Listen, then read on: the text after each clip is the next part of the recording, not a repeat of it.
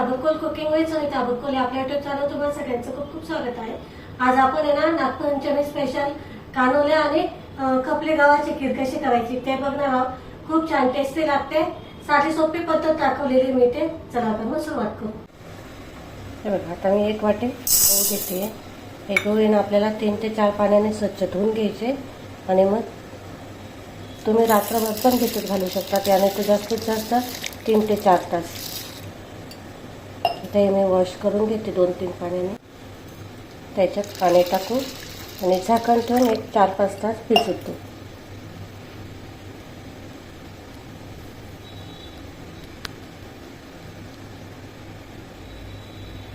हे बघा, छान अशी भिजलेत आता इथे गहू। आता आपण हे आहेत ना चाळणीवर काढून घेऊ, पाणी निथरून घेऊ याच्यातलं सगळं।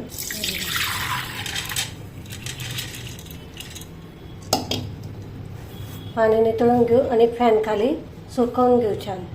बघा, आता आहे ना इथे मी एक कपडा आहे ना आथरून घेतलेला आहे, त्याच्यावरती आता हे गहू आपल्याला पसरवून घ्यायचे आणि छान मस्त असे वाळवून घ्यायचे। हे आपल्याला आहे ना फॅन खालीच वाळवायचे। बघा, असे पांगवून घ्यायचे आणि मस्त वाळू द्यायचे। आता हे असे पांगवून घ्यायचे मस्त।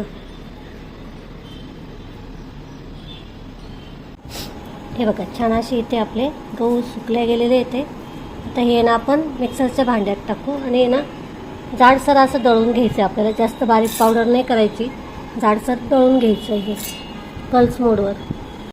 हे बघा, या पद्धतीने आपल्याला दळून घ्यायचं आहे। बघा, असं जाडसर दळायचं आहे।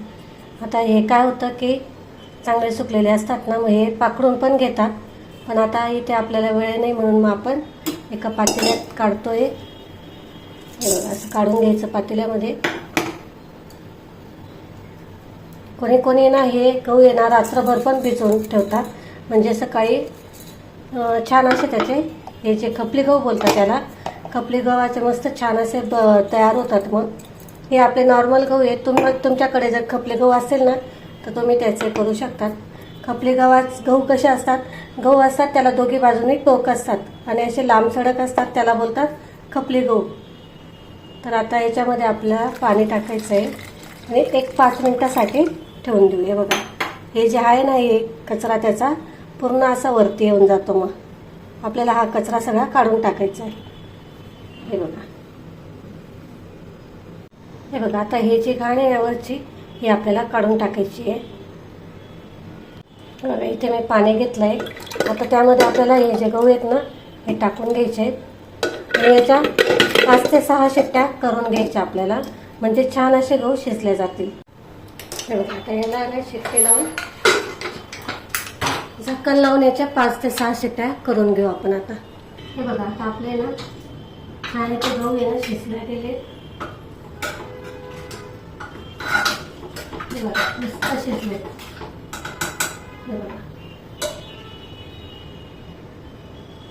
खूप छान शिजले गेले, एकदम मऊसूत असे शिजले जातात। मग चला आता आहे ना हे बघा, इथे ना आपण हे जे गहू आहेत ना हे कढईमध्ये टाकून घेतले। इथे 1 कप गहू घेतले होते आपण, 1 कपच गूळ टाकते मी। तुम्ही तुमच्या आवडीनुसार गोडाचं प्रमाण करा, अर्धे कप टाकलं तरी चालतं। ते छान मिक्स करून घेऊ।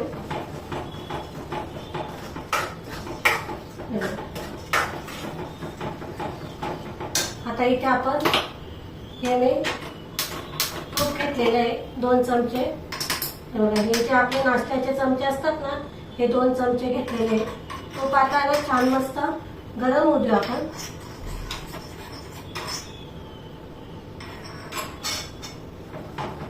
इथे ना आपले गव्हामध्ये ना हे जे आपण आता गूळ टाकला आहे तो छान मेल्ट होऊ द्यायचा। असं छान मेल्ट होऊ द्यायचा। हे बघा, हे बघा, इथे छान गरम झाले आपलं तूप। आता यामध्ये आपल्याला खोबऱ्याचे काप आहेत ना छान असे परतून घ्यायचे, पटकन परतल्या जातात, त्याला टाईम नाही लागत। हे बघा, छान मस्त असे झाले।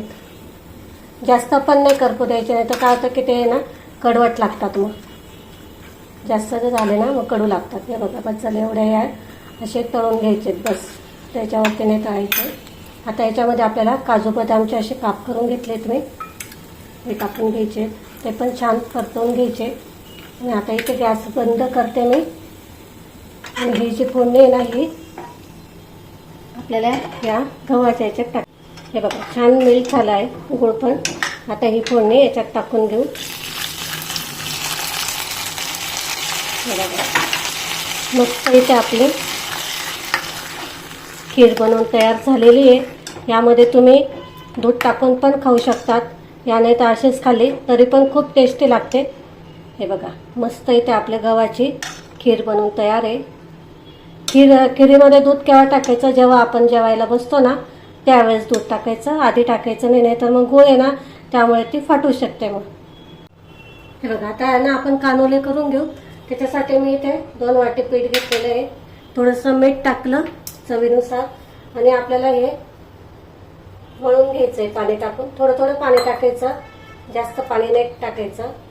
आपल्याला हे चपात्यांपेक्षा थोडं घट्ट मळून घ्यायचं आहे, जास्त घट्ट नाही करायचं.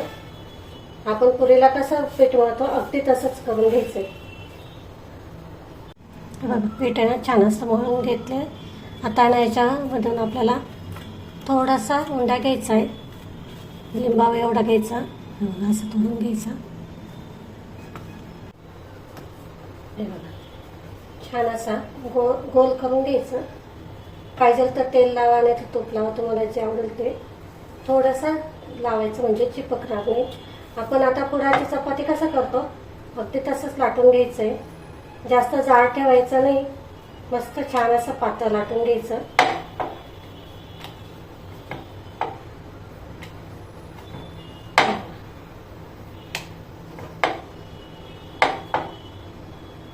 तुम्हाला आवडेल तेवढे लहान मोठे साईज करू शकतात तुम्ही.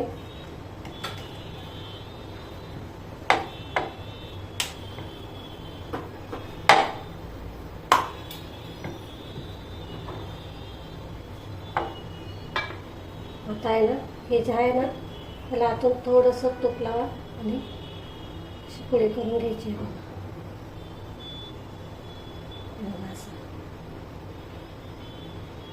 जसं आपण चपातीला करतो ना अगदी तसं करून घ्यायचे. बघा अशा करून घ्यायच्या. आता मी अशाच सगळ्या करून घेते. बघा आता मी इथं ना पाणी ठेवलेलं आहे, त्याच्यावरती चाळणी ठेवायची. चाळणीला आधी ना तेलाचा हात लावून घ्यायचा, तेल तूप काय तुम्हाला लावायचं ते, आणि आपण केलेल्या सगळ्या कानोल्या याच्यावर ठेवून द्यायच्या. मग बघा आता आपण आहे ना चाळणीला तेल पण लावून घेतलंय. तर हे असे एक एक करून व्यवस्थित ठेवायचे, थोडं अंतर ठेवायचं, म्हणजे मग काय होतं की एकमेकाला ते चिपकणार नाही. छान झाले मस्त.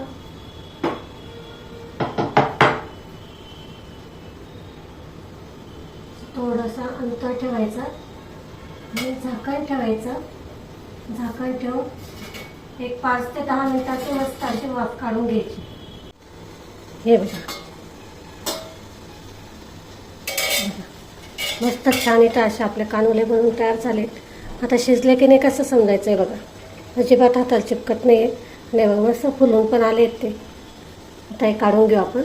हे बघा आता आपण आहे ना कानोले काढून घेऊ पहिले. हे बघा मस्त छान झालेत, अजिबात कच्चे राहिलेले नाही, काही नाही, एकदम भारी झालेले ते. छान झालेत. आता आपण खीर पण घेऊ काढून. खीर काढून घेते. आता या खिरीमध्ये ना जेवताना तुम्हाला आवडत असेल तर दूध टाका, मस्त छान लागतं दूध टाकून पण, खूप छान टेस्टी लागते. ही नागपंचमीला केली जाते ही खीर आणि कानोले. हे बघा मस्त छान येतं असे आपले खीर आणि कानोले बनवून तयार आहे. हे बघा छान झाले आहेत मस्त. बघा मस्त छान येते आपले खीर आणि कानोले बनवून तयार आहे. नक्की करा तुम्ही पण या नागपंचमीला, खूप छान टेस्टी लागते. हे बघा इथे आपले मस्त छान असे कानोले आणि गव्हाची खीर बनवून तयार झालेली आहे. खूप छान टेस्टी लागते. याला कोणी कोणी खपली गव्हाची खीर असंही म्हटलं जातं, पण करायला एकदम साधी सोपी आहे. जर तुम्हाला जर रात्री गहू भिजत घालायचे नसेल तर सकाळी 4 ते 5 तास, जास्तीत जास्त 4 तास भिजत घालायचे आणि मस्त खीर अशी मऊसूत तयार होते. खूप छान टेस्टी लागते. तुम्हाला आवडत असेल तर याच्यामध्ये तुम्ही दूध टाकून पण खाऊ शकता. पण ज्यावेळेस तुम्हाला जेवायचं ना त्यावेळेस दूध टाकायचं. आधी दूध टाकायचं नाही तर मग ही ना खीर फाटते. त्याच्यामुळे जेवताना दूध टाकायचं. तुम्हाला जर रेसिपी जर आवडली असेल तर लाईक, शेअर आणि सबस्क्राईब करायला अजिबात विसरू नका. आपण असाच नवनवीन रेसिपींसोबत पुन्हा भेटू. तोपर्यंत नमस्कार.